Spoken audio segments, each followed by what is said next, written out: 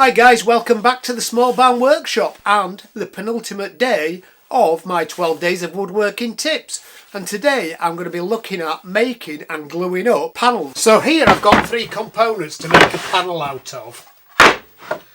These are just roughly cut out, and what I like to do when I'm making my panels is just try and sort them out to find something that looks like a fit and also something that follows the grain pattern. So that's sort of a feathery upstroke, that is a feathery upstroke, and I suppose that grain there is, oh, they're all quite different. There's nothing that's uniform out of these. And then find something that actually fits relatively well, because that's not too bad. If I put it that way around, then there's some huge gaps there.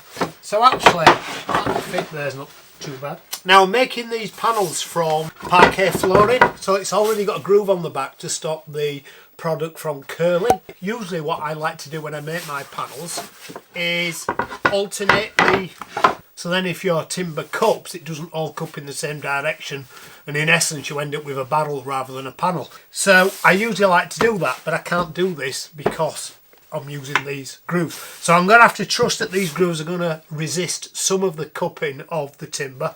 Experience from working over the last few months with this parquet floor is good, thankfully. Now I need to make these joints better.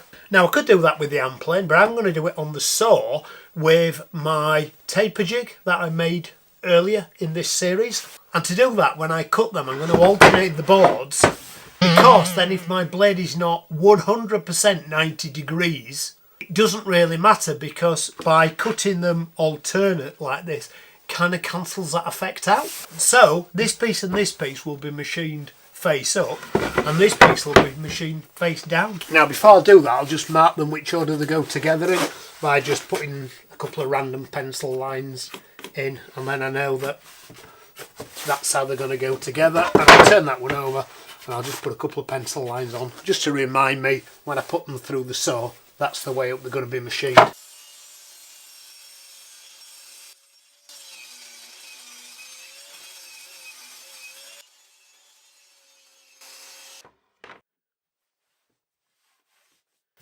I'm happy with that. What I usually like to do with my panels is join them together with something like a biscuit. Now, because I have a domino, sometimes I put a domino in, but I think I've got some biscuits lying around, so I'm going to do that. But before I do that, I just need to put some lines to make sure they line up.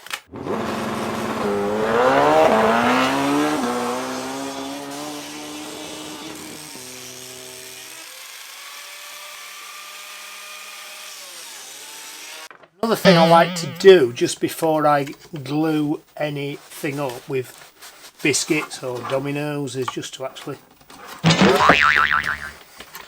make sure that the thing is going to go together.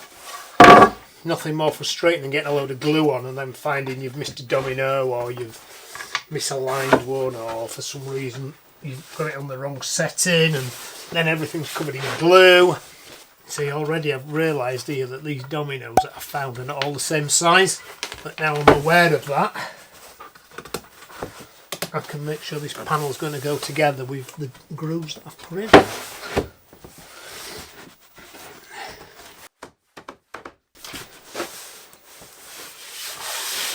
Yeah, they're going to close up.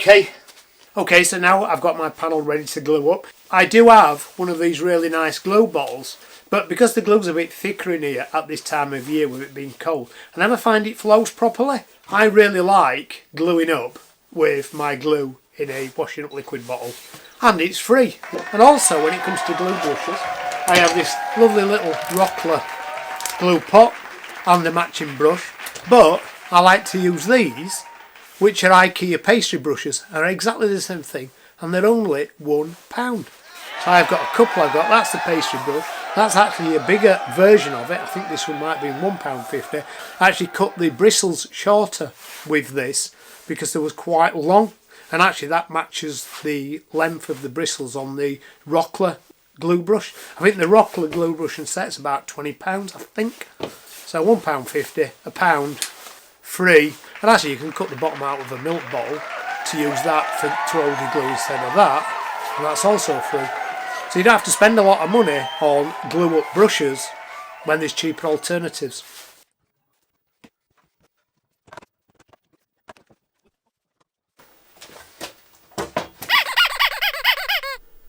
So there you go guys, a quick video of how I like to make, fit and glue up panels, and I'll see you again tomorrow for the last video in the series. Bye! And I actually cut the bristles